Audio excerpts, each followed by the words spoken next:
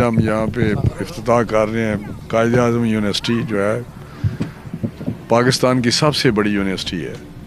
Number 1 university Pakistan में इस वक्त कायद-ए-आज़म यूनिवर्सिटी है और उसका ये हम सब कैंपस बना रहे हैं। इधर इस्लामाबाद के बाद ये दूसरी कायद-ए-आज़म की ब्रांच होगी यूनिवर्सिटी की जो इस इलाके में बन रही है। मसला है या कैडर कॉलेज से तालीम हासिल करेंगे तो ये बहुत बड़ी अहम है। बार बार बात कर रहा हूँ इसलिए कि मुझे पता है ये कितना अहम है और आपको भी पता है।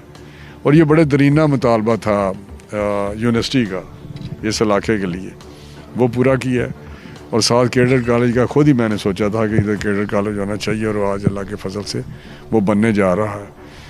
इसी तरह ये वज़ीर आज़म साहब जो हमारे उस वक़्त थे शहबाज शरीफ साहब, उन्होंने ये मंसूबे मंजूर किए थे और ये आखिर इफ्तिताह भी उन्होंने, आपको याद होगा, इधर किया था।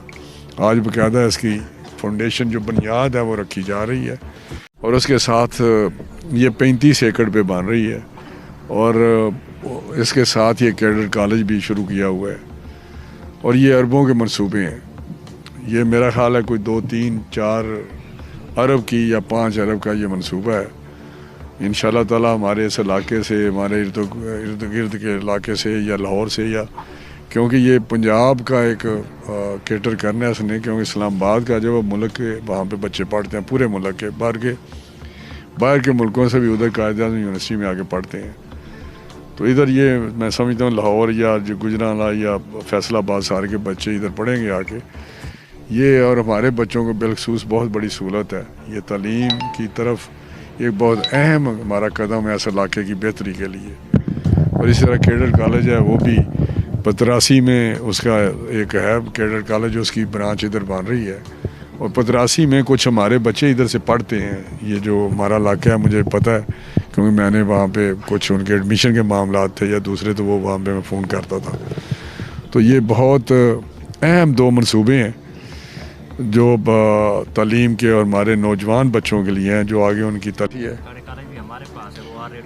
शुरू हो चुका है, तो ये आज के बाद स्पीड से आपने करना है तो इसको मुकम्मल करेंगे और इंशाल्लाह ये आपको इसकी मुबारक हो, इस इलाके को मुबारक हो।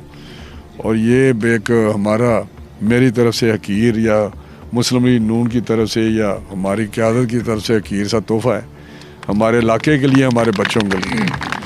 तो मैं ये कावश जो है ये, क्योंकि पिछले 5 साल हम अपोजिशन में रहे हैं लेकिन मरकज़ में हमें कुछ 14, 15 या 16 महीने मिले हैं। उन 16 महीनों में मैंने कोशिश की है कि जो कुछ मैं आपके इलाके लिए कर सकता हूँ वो करूँ और अल्लाह ताला के फजल से कोई 70 अरब के मंसूबे यहाँ शुरू किए हैं पिछले 16 महीनों में। जो पिछले 5 साल ज़ाया हुए थे, कोशिश किया उसका ज़ाला किया जाए। इंटरचेंजेस शुरू किए हुए हैं, सड़कें जो बर्बाद हुई हुई हैं उनको इंशाल्लाह हम दोबारा शुरू करेंगे। आपको पता है सारी सड़कें मैंने बनाई हैं लेकिन कुछ ख़राब हुई हुई हैं। तो ये हमारे इलाके की बेहतरी की तरफ, अगर वो 5 साल एक नलायक, झूठी और धोखा देने वाला शख्स वज़ीर आज़म ना होता तो शायद आज 5 साल बाद ये इलाका हमारा बहुत आगे जा चुका होता, जो पहले बहुत अल्लाह के फजल से बहुत बेहतर है। ये मुझे कहने में मैं फ़ख्र महसूस करता हूँ कि मैंने इस इलाके को पाकिस्तान में बेहतरीन इलाका बनाने की कोशिश किया। पाकिस्तान में साजिश हुई है या 14 बंदे बैठ के, आप बताएं, कोरम भी नहीं था, कोरम 25 का या 24 का है, तो कोरम के बगैर तो वैसे ही जो भी कार्रवाई होती है वो इल्लीगल होती है, वो रूल्स के मुताबिक नहीं होती।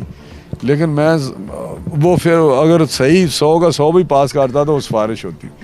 लेकिन जो आप तरीके इंसाफ की बात कर रहे हैं, मुझे तो नहीं उसका मैं कह सकता, लेकिन मैंने जो पढ़ा है तरीके इंसाफ PPP और PMLN ने उसकी वजाहत कर दिया कि हम 8 फरवरी को इलेक्शन चाहते हैं, हम उस करारदाद को नहीं मानते।